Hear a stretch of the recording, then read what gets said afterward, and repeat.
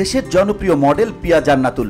Model, অভিনেত্রী ও আইনজীবী, অনেক পরিচয়েই চেনানো যায় তাকে। স্পষ্ট বক্তা হিসেবে তার পরিচিতি আছে। একসময় তিনি সংসদ সদস্য ব্যারিস্টার সৈয়দ সাইদুল হক সুমনের চেম্বারে সহকারী আইনজীবী হিসেবে কাজ করেছেন। কয়েক বছর আগে ব্যারিস্টার সুমনের সঙ্গে আইনজীবীর পোশাকে পিয়ার একটি ছোট ভিডিও সামাজিক যোগাযোগ মাধ্যমে ভাইরাল হয়। রাতারাতি বদলে দেয় তার পরিচিতি।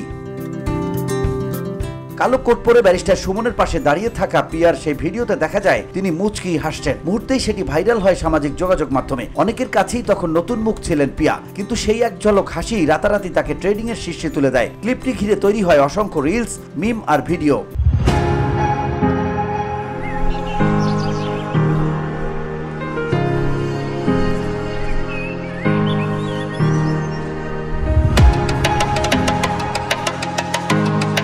সম্প্রতি একটি অনুষ্ঠানে উপস্থিত ছিলেন পিয়া জান্নাতুল। সেখানে সাংবাদিকদের নানা প্রশ্নের জবাব দিতে গিয়েই আলোচনায় আসে সেই মুচকি হাসির প্রসঙ্গ। জানান সেই হাসির জন্য তাকে বিশাল মাশুল গুনতে হয়েছে, বিশেষ করে 5 আগস্টের পর।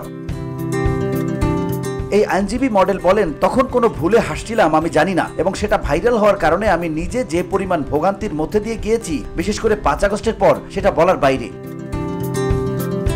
ছবি জঙ্গনে অনেক আইনজীবী থাকলেও নিয়মিত আদালতে প্র্যাকটিস করেন এমন তারকা বিরল। পিয়া জান্নাতুল সেখানে ব্যতিক্রম। তবে একটি মুচকি হাসি যে এত বড় আলোচনার জন্ম দেবে, পাশাপাশি তাকে বিব্রত করবে, সেটি হয়তো ভাবেননি কখনো এই তারকা।